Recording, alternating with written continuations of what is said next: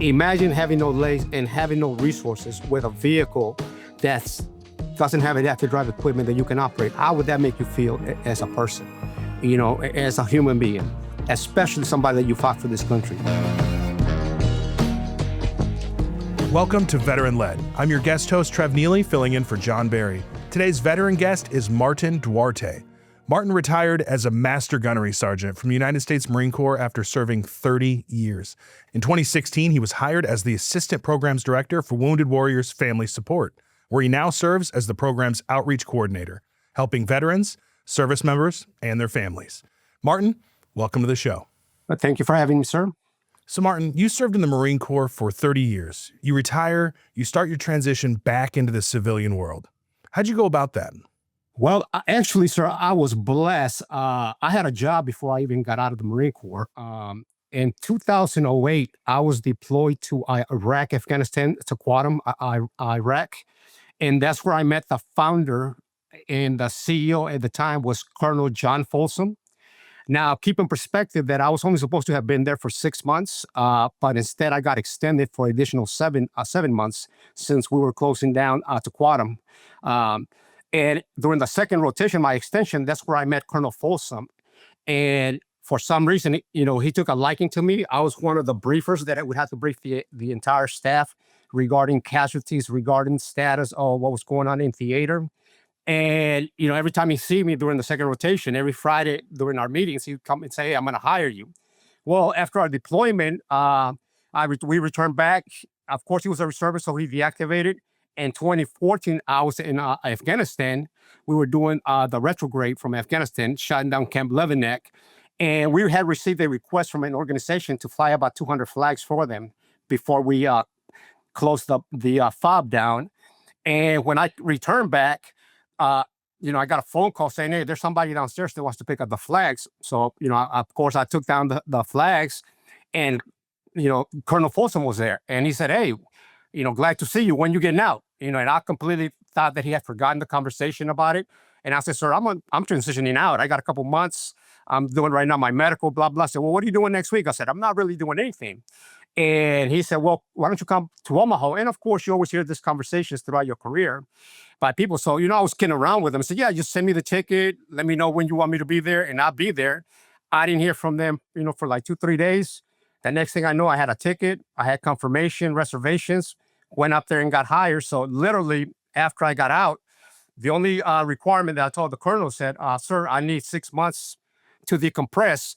Well, I listed 2 weeks. For some reason, after 2 weeks, I was going insane. Just staying at home, not doing anything.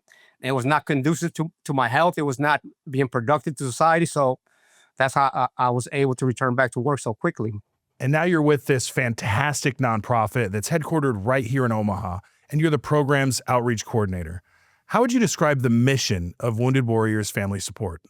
Well, yes, sir. Our mission is to support those who have been injured, wounded, or killed during combat operations, sir. We support their families as well. We have 4 legacy programs that we support. We have a Mobilities Freedom, which is a vehicle grant up to $30,000 for the purchase of a new or used vehicle. And this is only for our combat veterans that lost a limb. In addition, also, anywhere between, last year we did 25 vehicles, 25 fully paid vehicles. Give you an example, an F-150 usually runs about $65,000.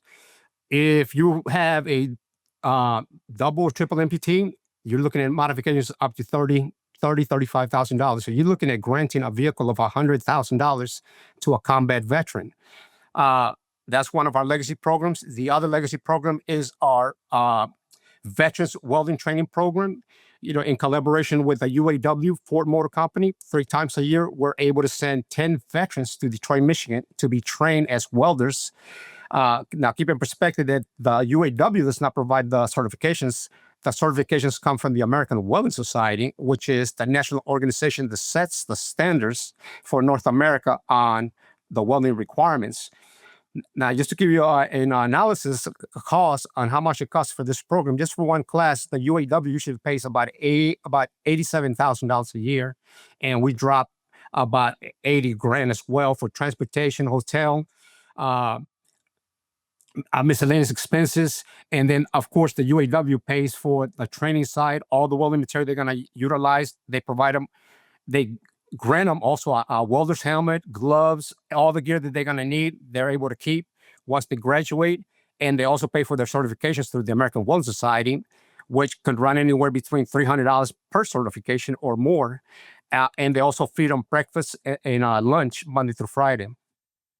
In our last two legacy programs we have a resource program. We have a couple of resources in Orlando, Florida, where our combat veterans, Purple Heart recipients with school-aged children can go and stay down there for a week.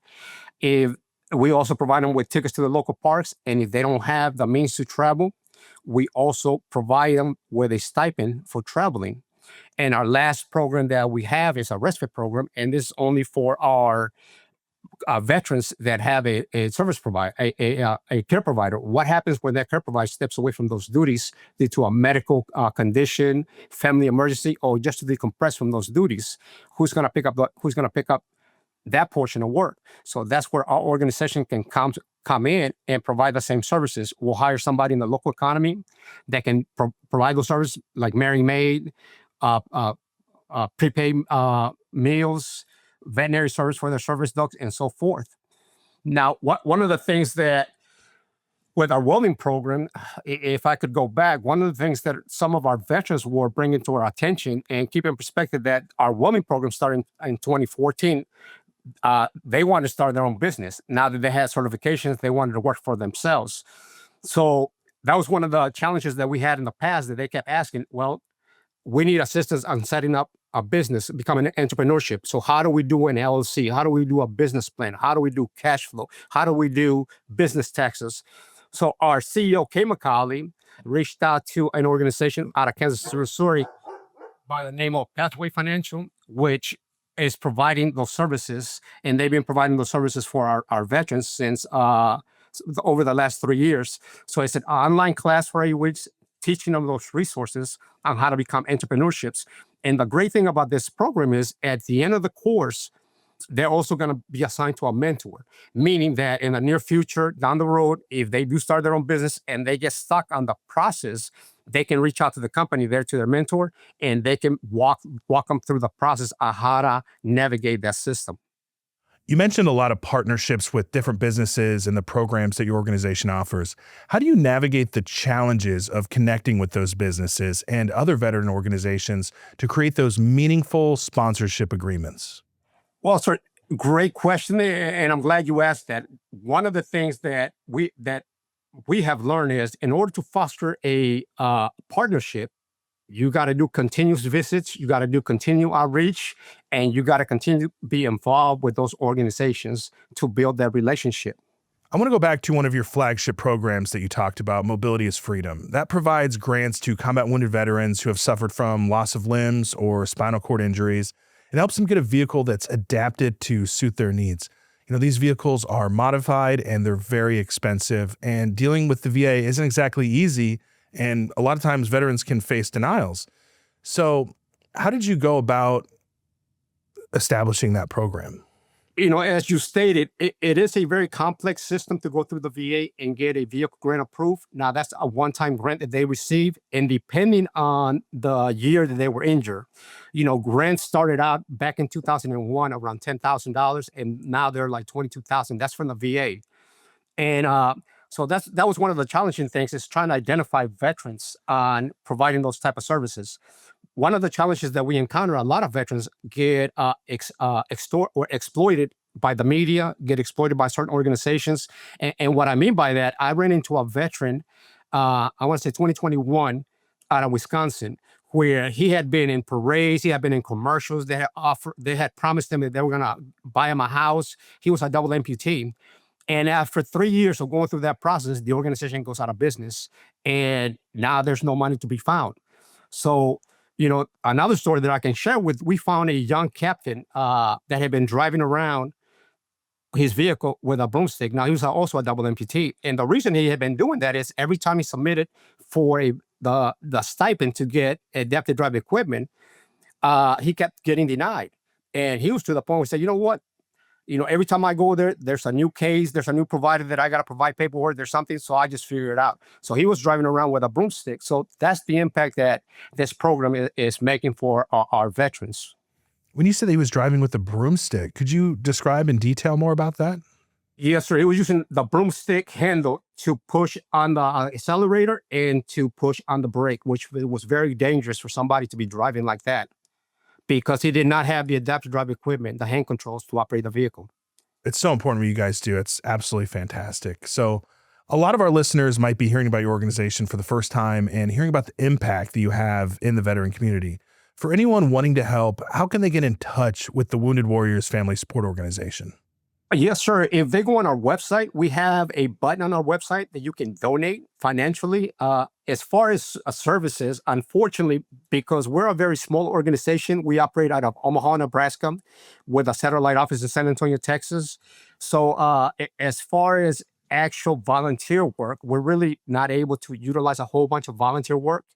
But if they do like to donate, if they do see what we're doing, um, they can donate to the organization. Just to give you a little background, we are a four-star charity, and we've been rated 4 stars over the last 14, 15 years, meaning that in order to be a 4-star charity, a minimum of 80% of your revenue has to go into your programs department.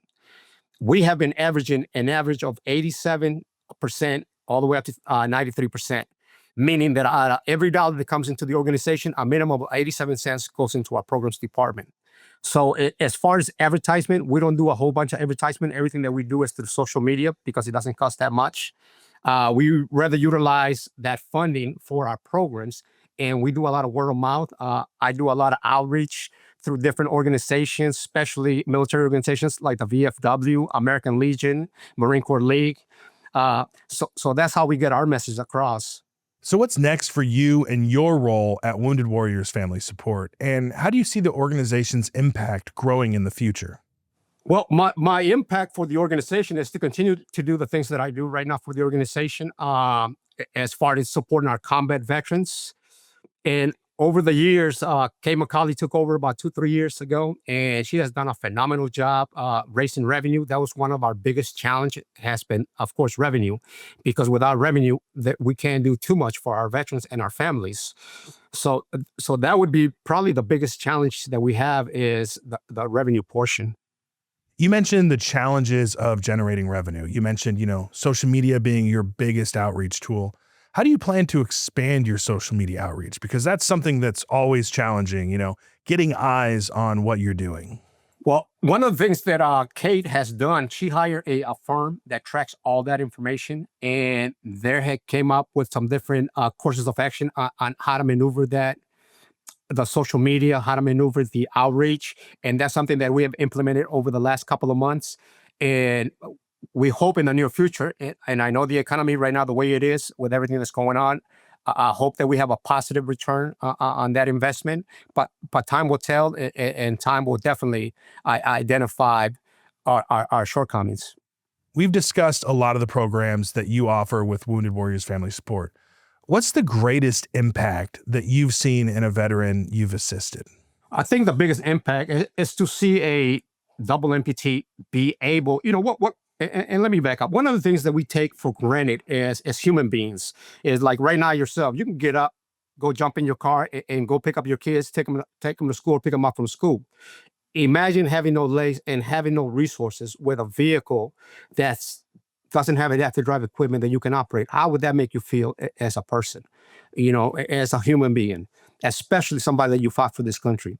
So to be able to provide a service member with that and to see their reaction in their face that, look, I have independability now. I'm able to do the things that average people take for granted. That's a wonderful experience to feel. So, as the program outreach coordinator, your primary duties are to oversee the planning and implementation of outreach strategies. Do you have any programs that you're planning to launch in the future? Well, sir, we do, but the constraints is funding. One of the things that I don't know if you're familiar that a lot of our service members take, for example, you might have a diesel mechanic that was in the military for hypothetically 20 years. When he gets out of the military, do you know that he doesn't have a certificate, he doesn't have a diploma saying that he has those expertise. Even though you went through a military school, that does not transition into a certificate in the civilian sector. So that's one of the challenges that, yeah, you might have done it for 20 years, you might be an expert at it, but guess what? You have no credentials. So one of the things that we have always tried to look for is additional certifications. We have the welding program right now. We would like to do electrical, we like to do auto mechanics, trucking, but all that requires funding. A lot of companies, especially in the state that we are in our economy, a lot of companies don't want to commit and meet us halfway. Hey, if you pay for half of the training, we'll meet you halfway and pay for the other half. But due to the constraints of funding, that has always been an issue, you know. So not only that, but it also requires more personnel on our staff, which again, it deals back with funding. So we can only do as much as we have with what we have. You know, having had Colonel Folsom as the previous president and CEO, you know, again, one of the ideologies that the Marine Corps holds hard and dear to their heart is we do more with less, which that's what Wounded Warriors Fireman Support has been doing for the past 20, 21, 22 years. Now it's time for the after action review. What are 3 examples of great leadership and 3 examples of bad leadership? Now, you don't have to name names, but let's start with the good. Well, sir, I think and I'm glad you asked this question. You know, I was just thinking about this the other day when I got out I've been out of the Marine Corps almost 10 years. And one of the things that I enjoy about the Marine Corps was their leadership style. And I'm not going to badmouth any other service. And if I'm wrong, I hope somebody corrects me. But the Marine Corps is the only branch of service that allows their junior Marines to eat first. You know, and I don't know if you have ever, and the reason I recall this is, you know, having been there, having done it, and I reflect back on a poster that I saw back in the early 90s. That was a recruiting poster that said, the strength of the wolf is the wolf pack. The strength of the wolf pack is the wolf. And I think that's something the Marine Corps recognizes, that in order for the Marine Corps to get anything done, those Marines are paramount to get the job done.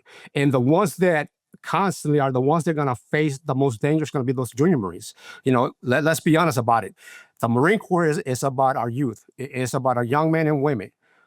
So they're the ones that are going to have to eat first, because they're the ones that are going to have to charge that hill first. So that's one of the greatest things that I find about Marine Corps leadership, that I have always held close to my heart, that, hey, you know, I have seen colonels in a child line fight who's senior so they can eat last. And I'm like, that makes no sense to me. But this is the philosophy that the Marine Corps believes in.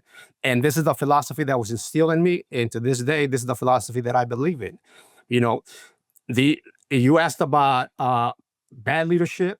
You know, bad leadership is for those individuals that say, hey, do as I say, not as I do. You know, and you see it, you know, in every branch of service, there's always going to be 10% of those individuals that, for some reason, have been able to overcome certain things, have gone to that level of leadership, but have no business being leaders.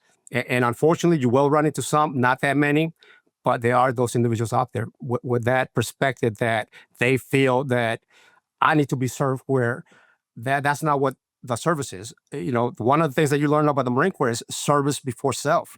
You know, as you move up in rank, as you move up in seniority, you no longer worry about yourself. You worry about those junior Marines, because you're responsible for that. You've been put in charge of their welfare and their safety. So that's something that you should not take lightly, and that should be your number one priority.